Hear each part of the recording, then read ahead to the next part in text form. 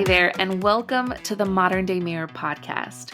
We're reviving the lost art of storytelling with true stories from listeners just like you. We're here for the humor, nostalgia, the lessons, and to reflect each other's light as modern day mirrors.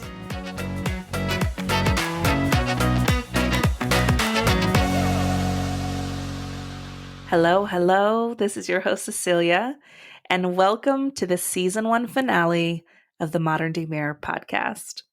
It has been such a blast and an honor to hold space for our storytellers over the last few months. We've touched on everything from complicated friendships to travel anxiety and career changes and love and dating. I thought that as a token of my appreciation, I would extend some trust and vulnerability myself by sharing a story of my own on this episode. So this story begins back in the 1900s. Isn't it funny the way Gen Alpha likes to troll us like that? But yes, it was late 1990s. My dad is stationed at Lackland Air Force Base in San Antonio, Texas, and I'm a pretty active, happy teenager. Fast forward to the middle of my junior year, and I find out that my dad got orders to California, which was in and of itself kind of good news because our family was stationed back in California, so we had roots there. But I was getting uplifted from everything that I knew and loved. And so the transition was actually pretty tough for me. My senior year in California was kind of a giant question mark. I really didn't know if I was going to graduate. I had gone from class president in San Antonio to failing both government AP and English AP, which were the only two classes that I needed to graduate. But thankfully, I was able to work it out with my teachers and pull some extra credit out of my butt, and I ended up graduating. But I was in no way ready for college. I felt really unprepared and very disinterested, just to be honest. I knew that if I attempted college, I was going to end up wasting my parents' money. So I decided to enlist in the Air Force. Despite following my dad's footsteps, I don't think that he was very happy with this decision, and there might have also been a little bit of healthy skepticism in there. There are height and weight requirements to join the military, and at the time, I think I was about 30 or 40 pounds over the limit. So understandably, I think some folks were like, is she even going to be able to lose that amount of weight? But one thing about me is I am a Taurus. And when I set my mind to something, I'm doing it. No questions asked. So what I did is it started out as walking. I would walk 5 miles every morning and every night on the treadmill in my parents' garage. And slowly that walking turned to running. And then by the time that I left for a basic training, I was under the limit and actually in decent shape. I don't remember much about getting shipped out, but I do remember getting off the bus at the dorms on Lackland Air Force Base because ironically enough, I headed back to Texas for basic training, but under very different circumstances this time. So I remember getting off the bus in the middle of the night, and I don't remember anything about how we settled into our beds or dorms or any of that. But the next thing I remember is it's 5 o'clock in the morning and they're screaming at us to get ready and go downstairs for what they called muster. So this is where we're all on the patio in formation, kind of the TI is giving us the rundown for how the day's going to go, also screaming at us the entire time. And in the first day or so, they are divvying out responsibilities. So a piece of advice that I got heading into basic was don't volunteer for anything. Just keep your head down, lay low, and just see how things play out. So this morning, the TI is appointing road guards for the flight. And what the road guards are responsible for is they wear bright orange vests and they march at the back of the flight. And then anytime that we come to a road crossing, they would sprint up to the front and kind of stand with their hand in front of them and block traffic so that the flight can proceed to cross the street safely. The TI, he's walking up and down, the flight in formation, and he comes to me and he stares me in the eye and he's like, you look like you could use the extra exercise. Humiliating, yes, but I was not very fazed by this. I kind of expected that I would be bullied to a certain degree. And so, fine with me, I was road guard. I also ended up being appointed academic monitor for the flight. And so, what that person was responsible for was making sure that all the girls in the flight passed the academic portion of the basic training requirement.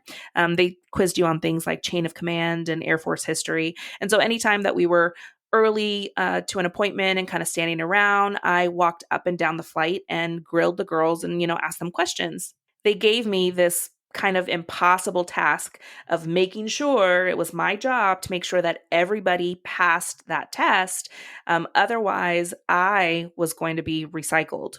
And to be recycled in basic training is to get washed back. They can wash you back like a week or two, sometimes even to the beginning of basic training. It's at the training instructor's discretion. I'm super grateful that all the girls in my flight put their best foot forward and everybody ended up passing. A high score on the academic assessment was one of the requirements for graduating as an honor grad. The other requirement was that you did well on the physical fitness part.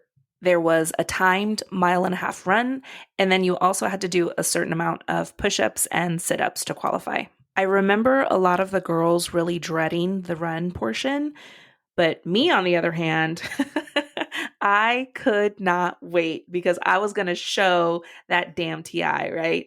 And so I remember us all starting, and I was kind of towards the front of the pack, and I'm sure that they were placing bets on how quickly I was going to tire out, but I knew what I was doing. And like I said, I was pretty well conditioned going into this. I ended up finishing the timed run I was the second fastest girl in the flight, and my TI's jaw was on the ground. Honestly, I think it was the first time that he realized that maybe he had underestimated me a little bit. And so they definitely took it easier on me from that point on. Because I did well on the physical and academic portions of the assessments, I actually qualified for honor graduate, which I was super stoked about because my mom was coming out from California and my aunt and cousins were going to be there at graduation. So I was really excited. We are in the final week of basic training, and there were several out processing appointments that we had to go around to on base. And I remember they stuck an obstacle course event right in the middle of a couple of our appointments. This was the second time that we would do the course, and it was supposed to be just for fun. And it was, minus the fact that I got absolutely drenched trying to cross the monkey bars across this like big muddy pond. And so I remember coming back from that obstacle course and we were heading off to another out processing appointment, and I didn't have any room for my big heavy fatigues in my laundry bag. So I ended up just balling them up and putting them in my security drawer. The security drawer in basic training is kind of like the center of this big mind game that they play with you. You have to keep it impeccable at all times. Your t-shirts had to be folded into 6-inch squares, and your socks had to be, folded just so with no fuzz balls. I mean, like they were very, very particular about how you were supposed to keep this drawer. And I knew, but hadn't remembered that morning that the final step for qualifying for honor graduate was to pass a security drawer inspection. I think you can see where this is going. So we come back from our out processing appointment, and I remember shortly thereafter, they announced that the superintendent was on deck. So, and as far as chain of command goes, the superintendent is above our training instructor, right? So just like the movies, I mean, we're all at attention, standing by our beds, and I hear the superintendent's boots just clicking down the hall. Click, click, click. And he comes up to my bed and he starts yelling, "Trainee Rodriguez, open your drawer." And so I walk over and I'm fighting back tears because I know what he's going to see when I open it. Sure enough, he bends down and he reaches in and grabs my wet clothes and he yells, "What is this?" And he starts throwing my stuff all over the dorm. I cannot hold back the tears at this point, and they're just silently streaming down my face. and he gets in my face and he says, "You just lost honor grad." Oh, I was heartbroken. And I remember seeing the faces of the girls around me just made me cry even harder because they were also so sad for me. My drawer had been held up as an example for other girls to learn from the entire time. And for some reason on this morning, that was just not meant to be the case. They were all so kind and encouraging and telling me not to worry about it. And I even remember the next day, I want to say graduation was the next day. I remember a couple girls in particular coming up to me and saying, "Hey, I heard our TI on the phone last night fighting for your honor grad status.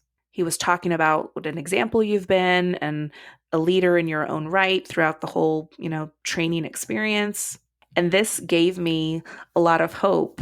But graduation came and my name was not called among the honor grads. It was pretty sad because I felt like I hadn't just let myself down, but I also let my family down. So I definitely took that as a lesson learned for me. I went on to get stationed at a pilot training base in Mississippi for the next 4 years, where I served as editor of the base newspaper. It was a really cool gig. I got to do lots of fun things.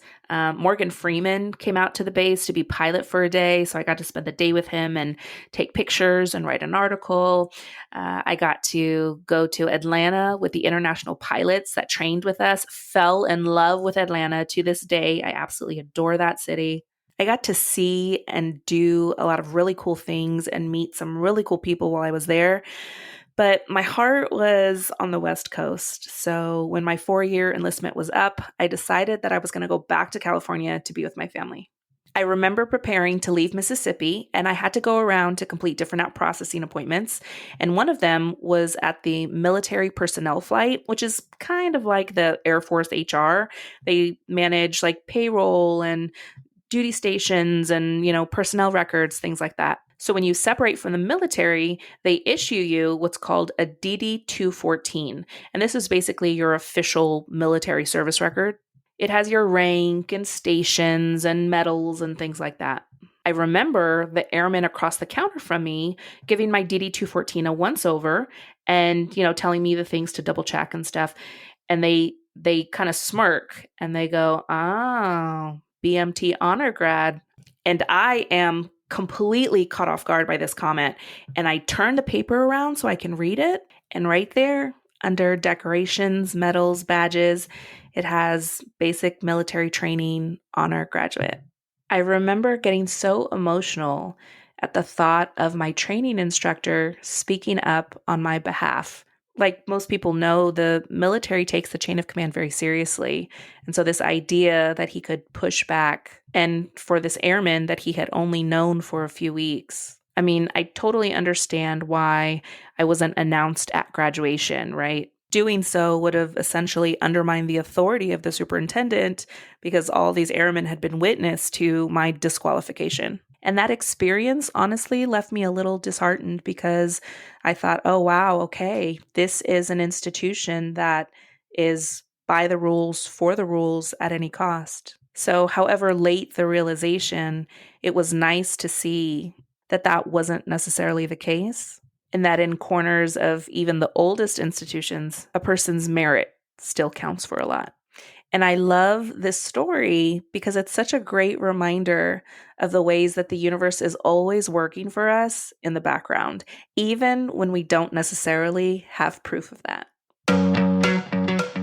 And that, folks, brings us to the end of our Season 1 finale of the Modern Day Mirror podcast. It has been so much fun diving into stories with unexpected endings with you. I will be sure to post some pics from my time in the military on our Modern Day Mirror Instagram page, and you can find the link to that in the podcast show notes. I also wanted to share that our Season 2 theme will be change and transformation. So for those of you interested in becoming storytellers, please send me a DM, an email, and I'd love to talk through next steps with you. In the meantime, if you have enjoyed this podcast, please leave us a rating, subscribe, and share it with a friend. Thanks so much for being here.